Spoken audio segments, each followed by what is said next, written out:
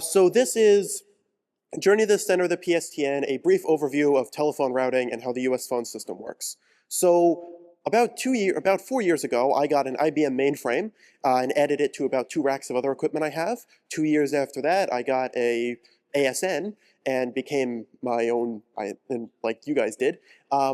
And then on my eternal quest to find new and underutilized technologies to explore, I became a CLEC. And as part of becoming a CLEC, I learned a lot about how the phone system works. So this talk is going to give you a brief, lightning-fast overview of how that network works.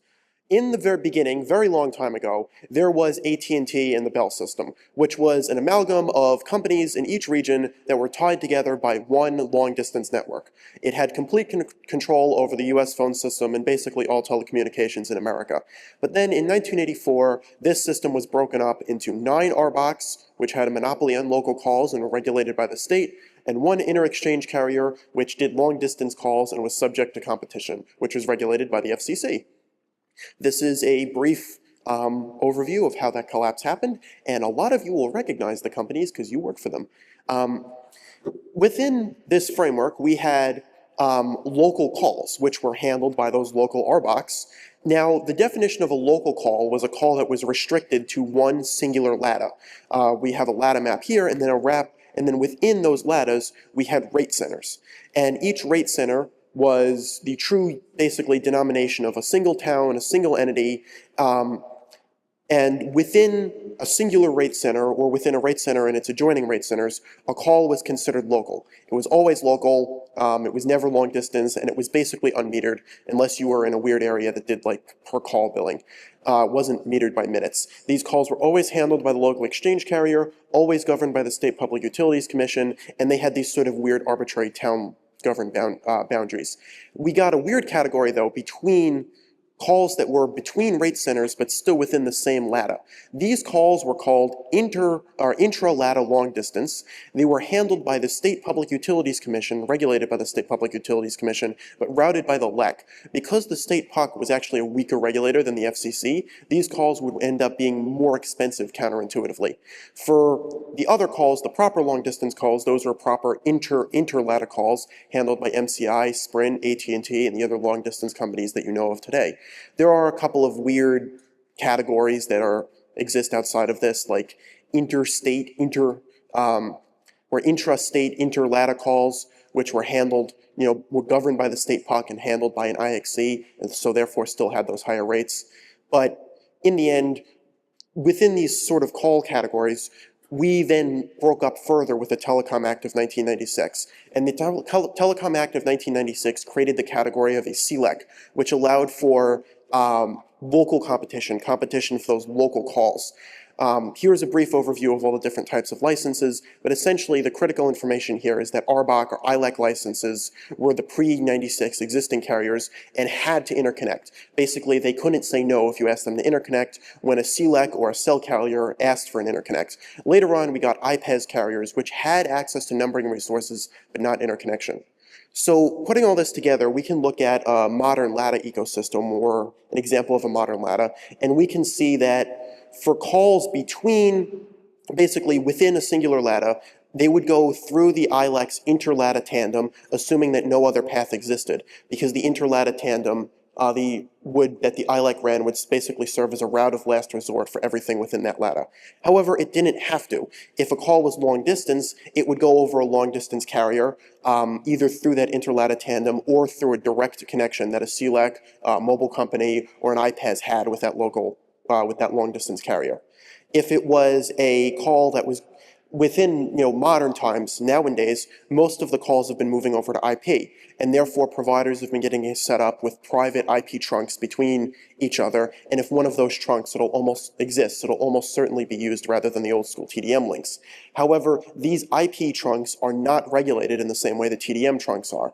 With TDM trunks, there's no option to refuse peering. As long as you're trying to peer with an ILEC, they have to give you access to their network. However, this doesn't exist with the IP trunks, and a lot of people still won't do IP trunks. So adoption of these is not totally complete, and there may not exist an IP path. In that case, it'll go back over TDM.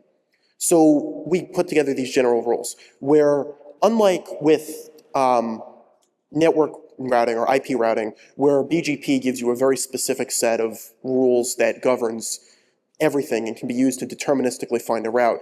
The routing for voice is a lot more determined by provider preference and sort of the local rules and jurisdictional anomalies. But generally, if two carriers have that private IP interconnect, it will almost always be used because IP is cheaper and easier.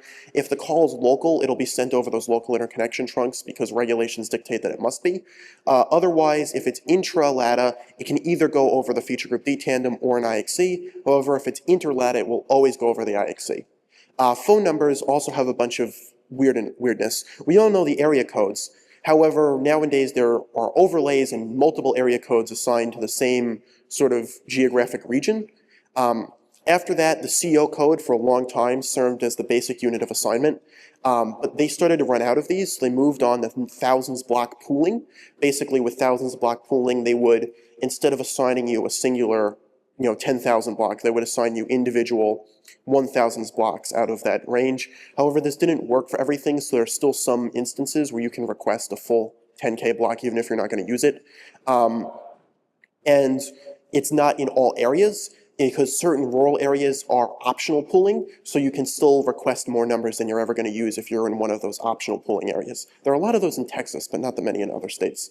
And finally, the last 3 digits of the line number, which is pretty boring. It doesn't really have any use in routing.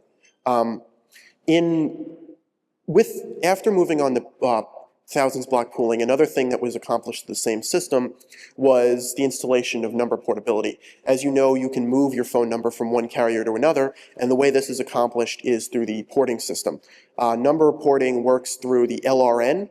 Basically, there exists a separate database for every phone number that holds that number and holds a mapping to an LRN or a location routing number for that number. And when a call is placed, we look up the destination number in that LRN database and we determine what LRN belongs to that number, and then we route based on that LRN. This way, if a phone number moves from one provider to another, we just update the LRN, and now we'll essentially be routing to that other provider rather than the provider that owns that thousands block or that 10,000s block where that number actually belongs to. When we put all this together, we have a certain company called AOCN, which has direct access to the routing database. BIRDS, the main routing database, essentially works like the master BGP routing table for the internet, except it's a bunch of CSV files. Because apparently dynamic routing still hasn't reached the telco world, so we're still using static CSV files. It takes about 60 days for an update to propagate when you want to push a new 10,000s block or 1000s block onto the network.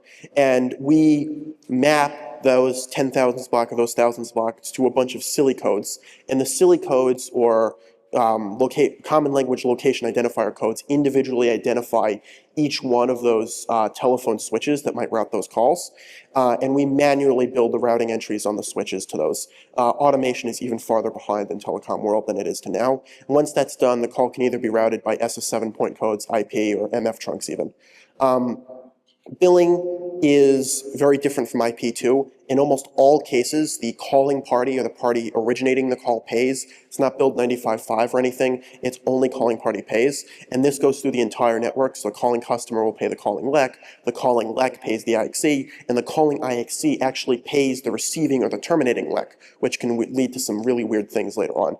There are a couple of other special cases too. So 800 numbers are toll-free, so the receiving party pays, and it's actually backwards billed through the network.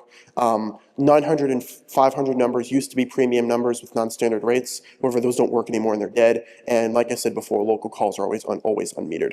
I will use this last minute to say that I am an independent researcher, and if you guys have old hardware, old telecom hardware, mainframe stuff, anything weird, old switches, routers, whatever, please let me know. I will take them off your hands for free, and I'll even pay you shipping. And finally, I will put up my information here. If you want to find out more information about this and see a full 45-minute talk, including how to form a CLEC and how to become a phone company, scan that QR code and you can watch the full version of this talk I presented at DEF CON. Otherwise, you have my phone numbers. Call me anytime. I'm happy to chat or discuss voice networks or telecom stuff or IP stuff with you. Thank you.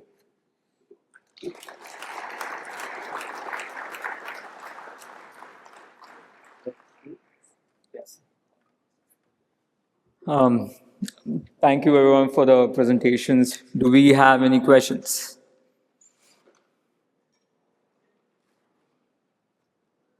There's a question from the online community for the PSTN. How often the operator have to update the routing on their switches? Any chance to automate this task? So in some places it is automated. Usually it only has to be updated about every 60 days. There are the larger providers who are running many switches at once do have sort of scripts that'll parse those CSV files and sort of push those changes onto the switches. However, again, not everywhere does this, and it's relatively difficult to automate because the configuration changes are dependent to each switch rather than being more universalized. Each switch must have its own sort of configuration of what it's going to treat as local versus what it's going to push to its tandems. But generally updates happen about every month to 2 months, again depending on the provider, and it can be automated, however it's difficult to do so, and usually only larger providers bother.